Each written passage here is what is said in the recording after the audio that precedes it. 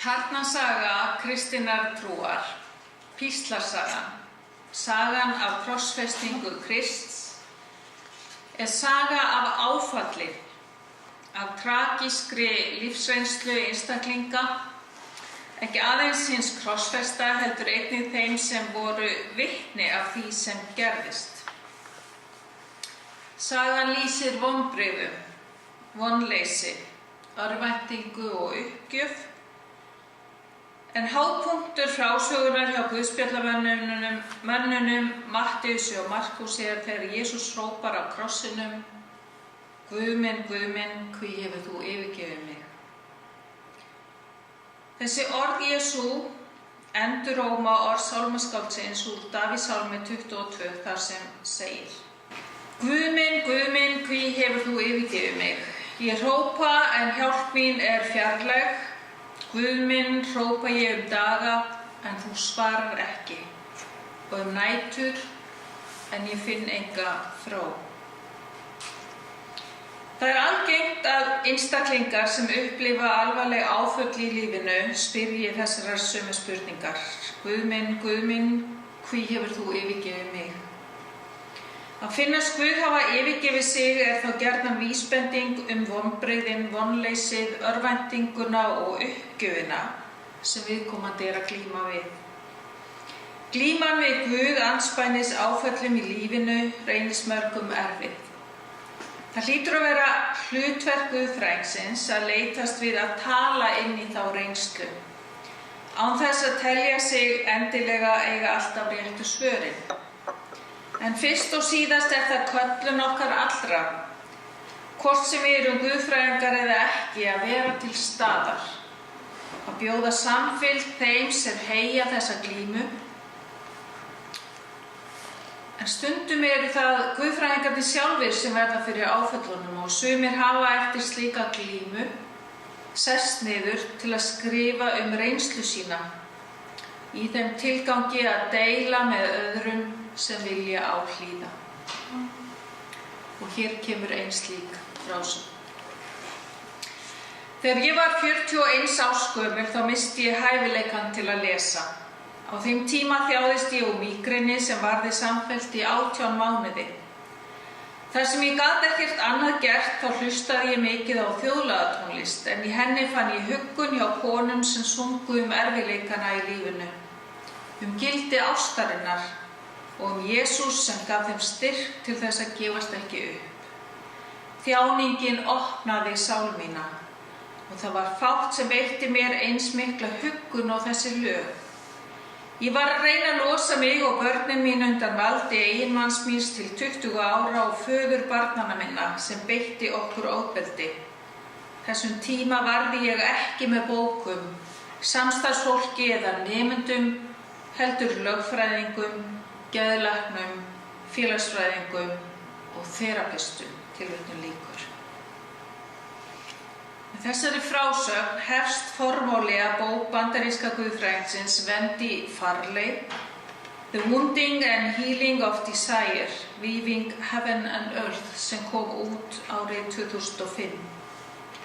Þegar Farley skrifaði bókina hafði hún ennþá ekki öðlast getu til þess að lesa. Í formálanum viðurkennir hún ókostina sem það hafði í för með sér, en jafnframt kostina sem hún sá í því.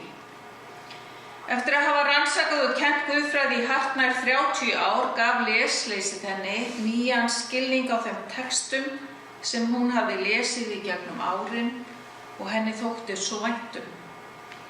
Það að geta ekki lesið gaf henni einnig innsýn í heim kvenna sem aldir hafa stundað guðfræði utan hins hefðbundna ramma akademíu eða kirkjustofnunar. Vegna stöðu sinnar hafa konur því þurft að byggja guðfræði sína á þeirri þekkingu sem stóð þeim til boða í gegnum meðfæddar gáfur, reynslu og mannleg samskipti. Guðfræði þessara kvenna hefur ekki verið metin sem skyldi fyrir nýlega og sums staðar er hún ekki viðurkennd þann dag í dag. En Farley telur útilokun kvenguðfræðinga hafa haft í för með sér alvarlegar afleiðingar fyrir skilning okkar á eðli guðfræðinnar og gildi kristinnar trúar. Þess vegna segist hún þakklát þeim konum sem hafa skrifað guðfræði allt frá upphafi, fyrir að hafa skapað og varðveitt guðfræðilega visku þrátt fyrir ósýnileika sinn. Farley þakkar því að hafa ekki getað lesið fyrir að hafa uppgötvað þetta sem hún kallar neðanjarðar samfélag, en með bók sinni vonast hún til að geta orðið farvegur fyrir eitthvað af þessari visku kvenna inn í hina hefðbundnu guðfræði umræðu. Mótandi hlutverk reynslunar hefur verið eins konar vörumerki, svokallaðrar grasrótar guðfræði sem hefur verið áberandi í heimi guðfræðinar á síðustu áratugum. Þannig hefur reynslan af fátæktinni verið útgangspunktur frelsunarguðfræði Suður-Ameríku, á meðan reynslan af þrælahaldi og kúgun hefur mótað guðfræði Bandaríkjanna manna af afrískum uppruna og femínísk guðfræði hefur orðið til sem ansvar við ofríki eða ætti ég kannski segja alræði karla. Stundum hefur verið látið eins og það sé eitthvað nýtt að reynslan spili stórt hlutverk í mótun guðfræði hefðarinnar. Staðreyndin sú að reynslan hefur alltaf verið ráðandi afl innan guðfræðinar. Þannig hefur reynsla viðkomandi haft mótandi áhrif bæði á viðfangsefni og túlkun hennar eða hans. Vandinn bara sá að það hefur ekki þótt eðlilegt að gangast við því. Þvert á móti hefur verið látið eins og guðfræðingurinn hafi átt þess kost að hefja sig yfir sína eigin reynslu eða stíga út úr líkama sínum og skrifa bæði tímalausa og staðlausa guðfræði. Þannig hefur guðfræðingurinn gerst sekur að alhæfa út frá eigin reynslu eða normalisera eigið sjónarhorn.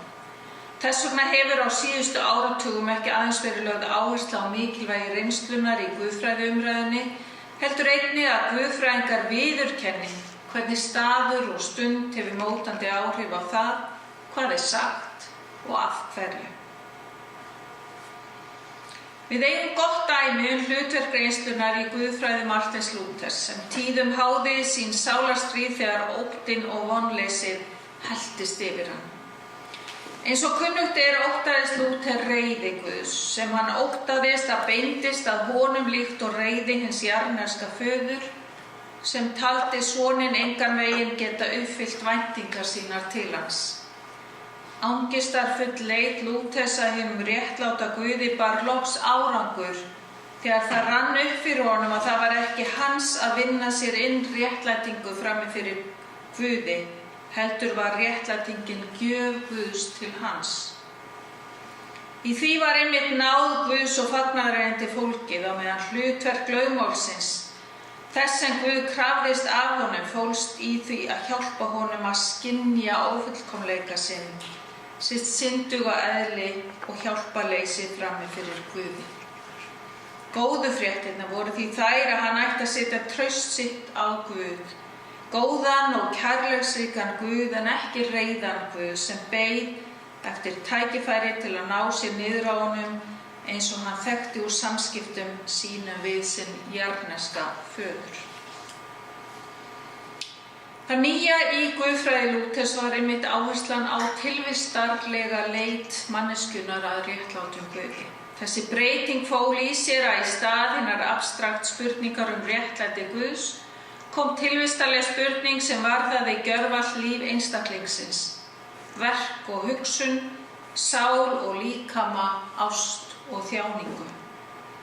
Þessa áherslu hafa lúterskir guðfræðingar síðan leitast við að flytja áfram inn í nýja tíma og nýjar sögulegar aðstæður. Í bók sem kom út árið 2012 segir Diana Thompson, lúterskur guðfræðingur og prófessor í guðfræði, frá reynslunni af því að greinast með 4. stigs brjóstakrabbamein og baráttu sinni við sjúkdóminn. Bók Thompson sem ber heitið Hoping for More, Having Cancer, Talking Faith and Accepting Grace eins og titill bókarinnar gefur til kynna tilraun til að tala trú andspænis þeirri ógn sem alvarlegur sjúkdómur felur í sér, en jafnframt leit að von og náðugum Guði í aðstæðum sem einkennast oft og tíðum af vonbrigðum og vonleysi, stundum örvæntingu og jafnvel uppgjöf. Þegar Thompson fékk fréttirnar af krabbameininu árið 2008 var hún 42 ára gömul.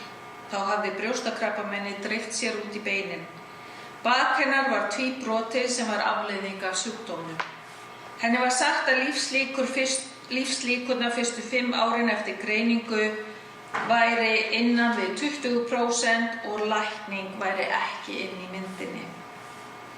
Í bók sinni talar Thompson um það hvernig hún missti getuna til að tala við Guð fyrstu mánuðina eftir greiningu, hversu fjarlægur henni fannst Guð vera. Hún talar um spurningarnar um tilgang og merkingu sem leituðu á hana, möguleika á kraftaverki og hvernig hún forðaðist að biðja Guð um lækningu. Meðvituð alla þjáningun í heiminum og það fólk sem þjáðist ennþá meira en hún. Hún talaði líka gildi umhyggjunar og hvernig náð Guðs miðlað í gegnum fólk sem stendur með þér í þjáningunni.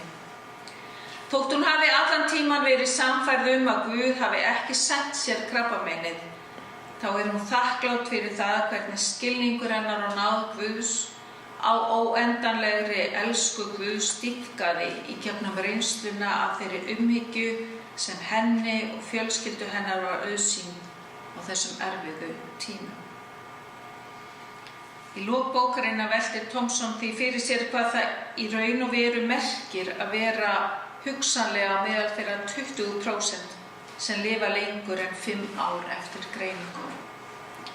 Að lifa með vitneskjunni það að krabbameini sé í líkamanum, þó að sjúkdómseinkennin láti lítið fyrir sig fara, felur í sér stöðuga baráttu.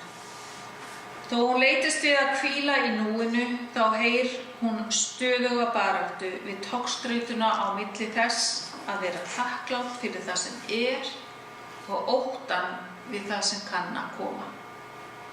Og hún hefur ekki skipt skoðun varðandi það að krabbameinið hafi verið gjöf frá Guði. Það kemur á hennar mati alls ekki til greina.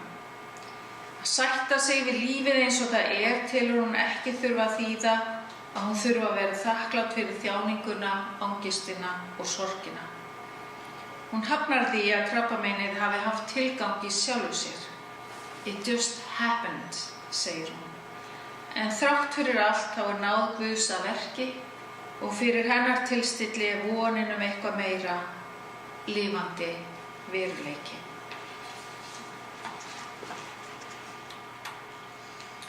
Sagan af krossfestingu Krists okkur svo handgengin að hætta á að við verðum ónæm fyrir hinu tragíska sjónarhorni sem meðal annars lýst á eftirfarandi hátt í Lúkasar guðspjalli. Og fólkið allt sem komið hafði saman að horfa á sá nú hvað gerðist og barði sér á brjóst og hvarf frá. En vinir hans allir sem og konurnar fylgdu honum frá Galileu stóðu álengdar og horfðu á þetta. Engu að síður höldum við áfram að segja þessa sögu, predika út frá henni, að vísa til hennar í söngvum, ljóðum og sálmum, að túlka hana í kvikmyndum eða öðrum sjónrænum miðlum og svo framvegis.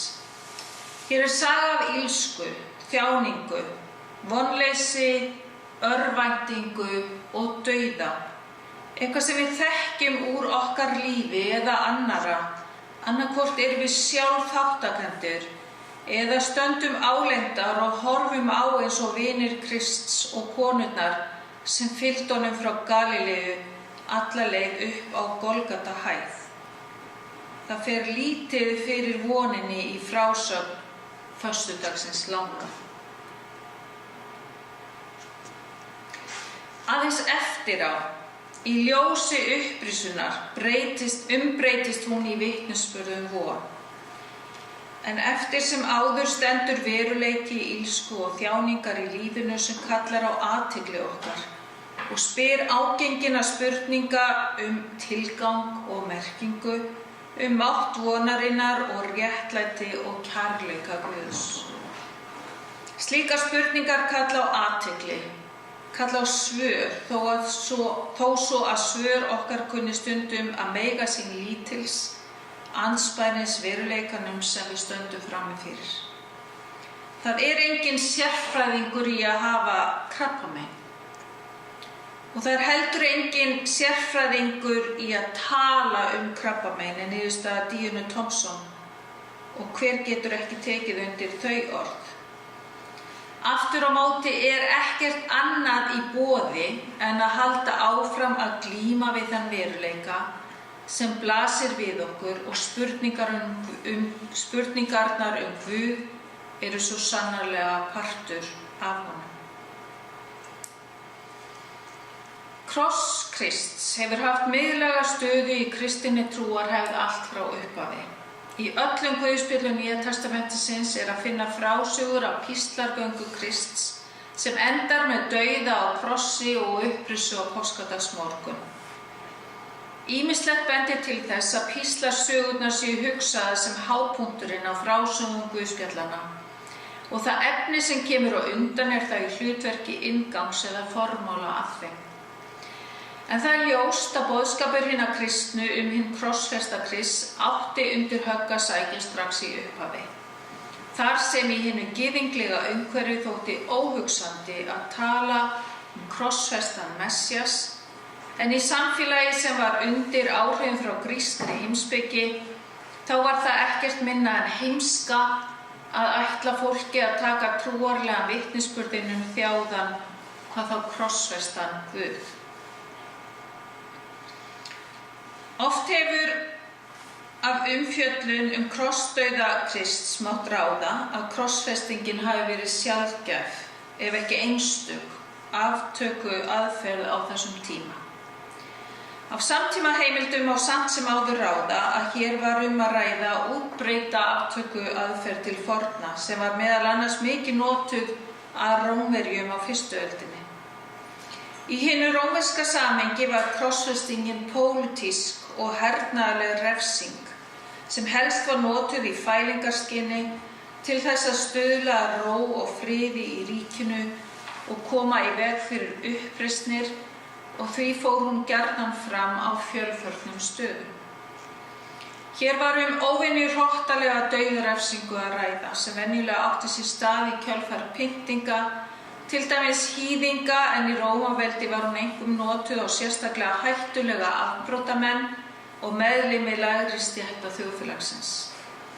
Krossfestingin þótti sérstaklega harðneskjuleg tákn grimmd stjórnvalda og fullkomna auðmýkingu fórnarlambsins, sem oftar en ekki var látið hanga nakið á krossinum svo dögum skipti, þar sem það var auðsótt bráð fyrir villidýr og hrægama. Meðal gyðinga var sérstök bölvun auk þess talin fylgja krossfestingunni, eða eins og segir í 3. kafla Galatabréfsins, bölvaður hver sá sem á tré hangir. Í þessu trúarlega og sögulega samhengi ber að skoða krossfestingu Jesú Krists, en hann var af andlegum og veraldlegum leiðtogum talinn ógna friði á páskahátíðinni í Jerúsalem. Leiðtogar gyðinga ásökuðu hann guðlast og fyrir þær sakir var hann handtekinn og leiddur fyrir öldungaráðið sem komst að þeirri niðurstöðu að hann var í dauðasekkur. Þar sem gyðingar höfðu ekki vald til þess að taka hann af lífi, þá færðu þeir hann til Pílatusar sem síðan dæmdi hann til dauða fyrir landráð. Af vitnisburði guðspjallanna ráða hlýtur Kristur að hafa haft mikið fylgi á meðal fólksins. Annars ólíklegt að Pílatus hefði haft fyrir því að krossfesta hann og af sömu ástæðum þurfti handtakan að eiga sér stað að nóttu til, svo að múgurinn næði ekki koma í veg fyrir handtökuna. Í guðspjöllunum lítið sagt framkvæmd krossfestingarinnar sjálfrar eða meðferðina á Kristi á undan og fátt sem bendir til dæmis til þess að sú mynd sem meðal annars dregin upp í kvikmyndum, meðal annars í kvikmynd Mel Gibsons við rök að styðjast. Það þó mikilvægt að árétta að hér var hrottalega aftökuaðferð að ræða og samkvæmt samtíma heimildum var Pílatus þekktur fyrir sérstaklega harðneskjulega stjórnunarhætti. Hvort tveggja leiðir líkum að því að krossfesting Krists hafi verið mjög þjáningafull, þar sem bæði ofbeldi og hrottaskapur hafi komið við sögu. Þessum sökum voru myndir af Kristi á krossinum lengi vel óhugsandi fyrir hið nýja samfélag. Allt þar til að bannað var að nota krossfestinguna til að taka afbrota og uppreisnarmenn af lífi á fyrri hluta 4. aldar. Eftir að hætt var að nota krossfestinguna sem aftökutæki og kristin trú hafði hlotið viðurkenningu yfirvalda, virðist uppruni krossins fljótlega hafa fallið í gleymsku þegar krossin sem sigurták leysti morðtólið af hólmi.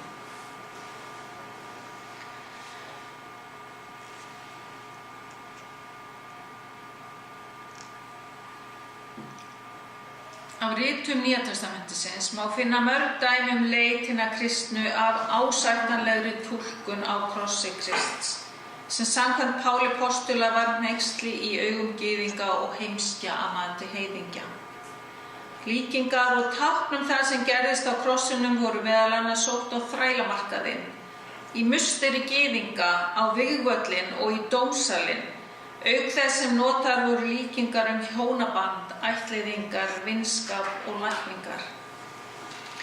Þegar túlkunarsagan til umfjöllunar mikilvægt að hafa tvennt í huga. Í fyrsta lagi þá hefur kristin kirkja aldrei valið eina ákveðna túlkun á krossdauða Krists. Í stað þess hafa margir túlkunarmöguleikar fengið að standa hlið við hlið, þó nokkrir þeirra hafa verið meira áberandi en aðrir. Í öðru lagi eðli myndmálsins, þar sem hjálpræðiskenningar notast við myndir og líkingar til þess að tjá einhvern veruleika eða leyndardóm, sem ekki hægt að tjá á annan hátt. En það ber að árétta að því leyti til eru kenningar hjálpræði og frelsun á engan hátt frábrugðnar öðrum viðfangsefnum guðfræðinnar, þar sem líkingamál spilar lykilhlutverk í tungutaki guðfræðinnar. Á 16. öldinni kom fram hörð gagnrýni á hugmyndafræði miðaldaguðfræðinnar, ekki síst á ofuráherslu hennar á almætti Guðs og möguleika eða mátt mannlegrar skynsemi. Martin Luther var hávær í gagnrýni sinni á þessa túlkunarhefð sem hann kallaði guðfræði dýrðarinnar. Til mótvægis við hana setti Luther fram krossmiðlæga guðfræði í anda Páls postula, þar sem gengir út frá því að þekking okkar á Guði sé bundin því hvernig Guð birtist okkur í hinum þjáða Kristi á krossinu. Andstætt guðfræði dýrðarinnar, þar sem manneskjan hefur greiðan aðgang að Guði í gegnum skynsemina, þá leggur guðfræði krossins áherslu á það að Guð sé í opinberuninni allur annar en mannleg skynsemi gerir ráð fyrir. Þar sem andstætt væntingum okkar Guð velur að opinberast í veikleika en ekki styrkleika, í heimsku í stað visku, eins og Páll postuli orðar það í fyrra bréfi sínu til safnaðarins í Korintu. Með því að birtast í veikleika en ekki með því að beita almætti sínum,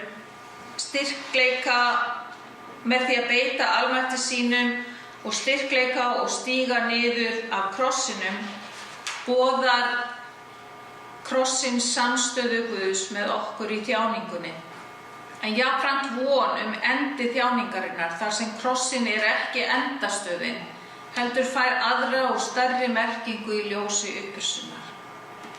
Lykillinn hér sú merking sem krossin fær eftir á í ljósi upprisunnar. Það sem blasir við þeim sem horfa á Krist krossfestan sjá aðeins sorglegan vitnisburð sigur hins illa yfir hinu góða. Því ekki að furða þó að lærisveinarnir missi vonina og hlaupi í felur, eins og guðspjallafrásögurnar vitna Eftir upprisuna fær krossin hins vegar nýja merkingu, þegar hann umbreytist úr pyntingartóli í tákn von sigur hins góða, sigur lífsins yfir dauðanum. Í kjölfar hörmunga heimsstyrjaldanna tveggja kom fram sterk þörf á að endurnýja áhersluna á krossin sem hafði átt undir högg að sækja nokkurt skeið. Reynslan af takmarkalausri vonsku mannsins knúði fram áleitnar spurningar Guð andspænis allri þessari illsku og vonleysinu sem fylgdi í kjölfarið. Skynsemi mannsins og trúin á takmarkalausa möguleika hennar dugðu þó skammt.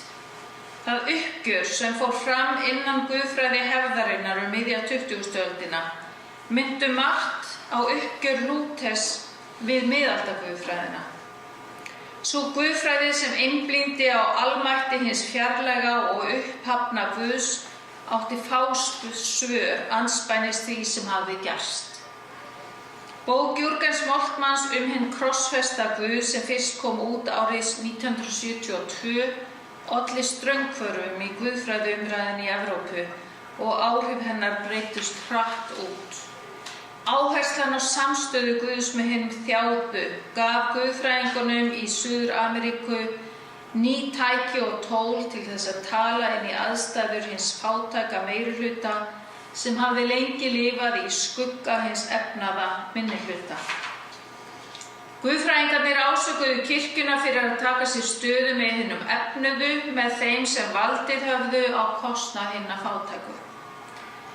Boðskapurinn Guð sem tekur sér stöðu með þeim sem minna mega sín fékk byr undir báða vængi og varð einnig kjarninn í svörtu guðfræðinni sem kom fram af svo miklum krafti í Bandaríkjunum upp úr 1960.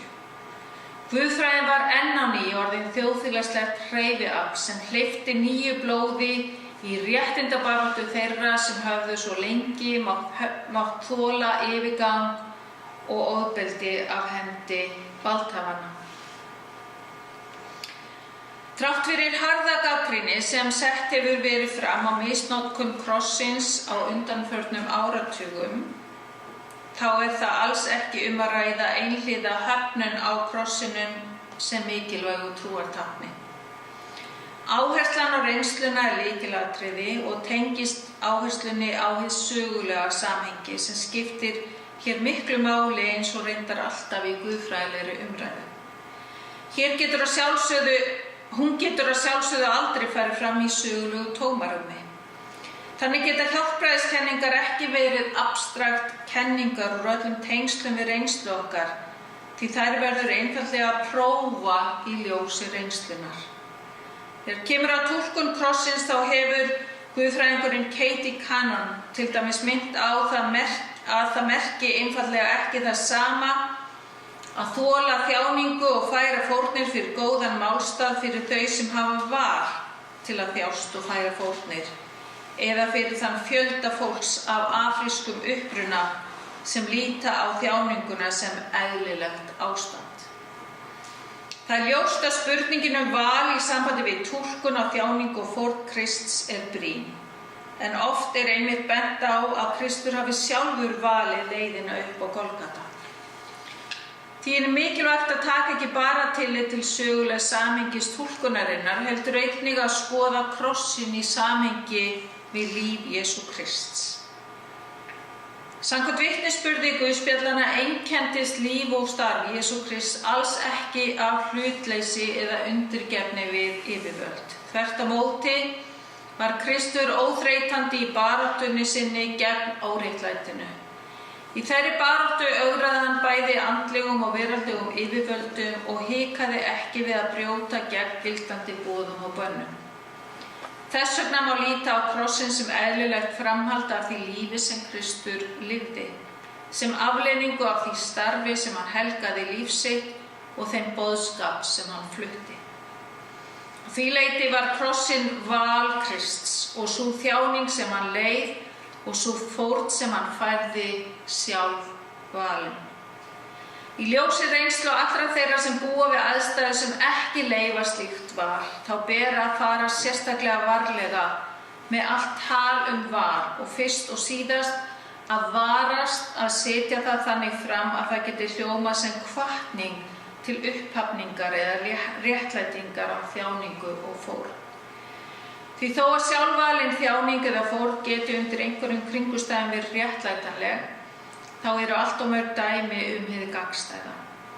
Ef að krossin á að geta orðið tákn von, þá verðum við fyrst að hafna myndinni af Kristi sem hinu viljalausa fórnarlambi, hvort sem að ræða jarðneskra yfirvalda eða hins himneska föður, Til þess að krossinn tákni ekki aðeins samstöðu Guðs í þjáningunni, heldur hvetji jafnframt til aðgerða og andofs gegn óréttlætinu í anda Krists.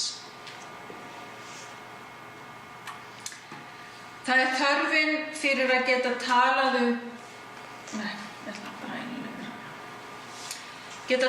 Guð í kringumstæðum sem einkennast af þjáningu, óréttlæti og illsku sem hefur rekið guðfræðinga áfram í leit að ábyrgri túlkun á merkingu og hlutverki krossins, þrátt fyrir mýmörg dæmi misnotkun hans bæði í fortíð og nútíð.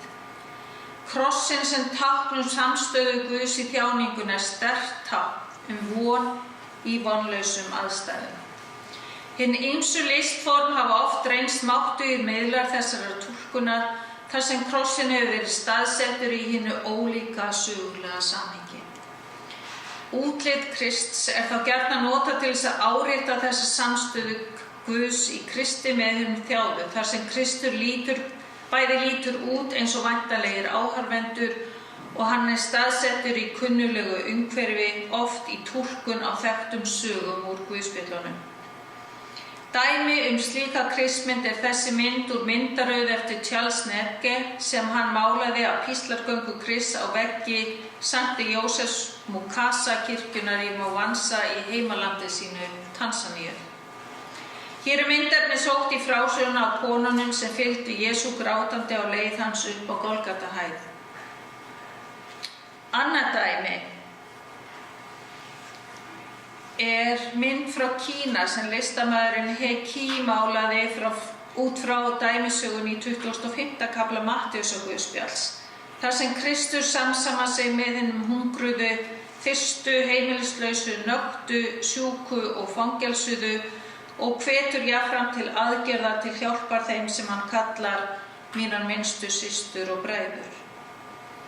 Hugmyndina baki höggmyndana af Kristi á krossinum í þjáðum kvenlíkama var að tjá sérstaklega samsemd Krists með konum sem höfðu orðið fyrir nauðgun, barsmíðum eða annarri misþyrmingu.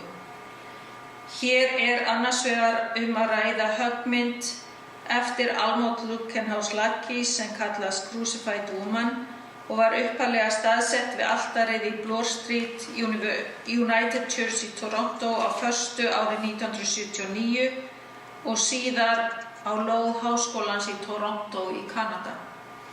Hins vegar er þessi mynd Edwinu Sandys Krista sem sett var upp í St. John Dómkirkjunni í New York borg árið 1984. Það er skemmst frá því að segja að báðar þessar höggmyndir settu í gang hatramar deilur á milli þeirra sem sáu þar sem sterkt tákn samstöðu Krists með konum í þjáningu þeirra og hinna sem töldu þær ögrun við ríkjandi hefðir og jafnvel klámfengna afskræmingu og líkama Krists. Það þarf vart að taka það fram af þessum myndum að misnotkun kvenlíkama á krossi var á engan hátt ætlað að draga í efa karlmennsku hins sögulega Krists, frekar en hinum svarta Kristi var ætlað að gera lítið úr gyðinglegum bakgrunni hans. Tilgangurinn með myndunum af Kristu eins og hinum svarta og kínverska Kristi var að vísa til hinnar almennu skírskotunar hins krossfesta Krists, þvert á alla aðgreiningu fólks eftir kyni, kynþætti eða stétt. Hér er að ræða skapandi endurskoðun á túlkun og hlutverki krossins, endurskoðun sem gerir kröfur að gagnrýna á hvers konar misnotkun sé tekin alvarlega, leið og hún hafnar því að misnotkunin kom í veg fyrir að krossinn fá að flytja von til allra þeirra sem einhverra hluta vegna hafa verið rænt voninni. Sennilega hafa mörg ykkar séð þennan kross sem búinn er til í El Salvador. Hann var gerður til minningar Maríu Kristínu Gómez. Á þessum krossi sjáum við vel hið nána samband á milli krossins og upprisunnar. Án upprisunnar er krossinn bara enn eitt dæmið fórnarlamb illskunnar, enn einstakling sem hefur týnt lífi sínu fyrir góðan málstað. Þess vegna svo mikilvægt að halda í þetta nána samband milli krossins og upprisunnar, milli krossins og vonarinnar fullnaða sigur yfir dauðanum og sigur hins góða yfir illskunni. María Gómez helgaði líf sitt baráttunni fyrir bættum kjörum kvenna í El Salvador. Hún sinnti sérstaklega konur sem höfðu orðið fyrir nauðgun eða voru þolendur heimilisofbeldis. Hún lagði meðal annars áherslu á að kenna þeim að lesa. Vegna starfs síns var hún að lokum myrt af óvinum sínum árið 1989. Krossinn sem gerður var til minningar líf hennar tákn von sem tjáðir í sögunum sem myndirnar á krossinum segja. Krossinn tákn von fyrir alla sem vilja bæta aðstæður þolenda ofbeldis og misnotkunar. Saga Maríu Gómez ekki bara saga mátt illskunnar á meðal okkar og þjáningarinnar sem illskan hefur í för með sér, heldur saga mátt ofbeldislaus andófs í anda Krists. Í Guðspjöllunum lesum við það hvernig Kristur reis upp gegn illskunni án þess að beita ofbeldi. Og píslasagan segir okkur hvernig sú barátta endaði, með sigri hins illa. En eins og krossinn hennar Maríu Gómez hvetur píslasaga Krists okkur til að gefast ekki upp, heldur feta óhikað í fótspor Krists, rísa óhrædd upp gegn illskunni hvar sem hún mætir okkur í óbilandi trausti þess að hið góða muni að lokum sigra hið illa, að sagan endi ekki á krossinum heldur í upprisunni sem fylgir í kjölfarið, þegar bölvun breytist í blessun og lífi stendur að lokum uppi sem sigurvegari. Takk fyrir.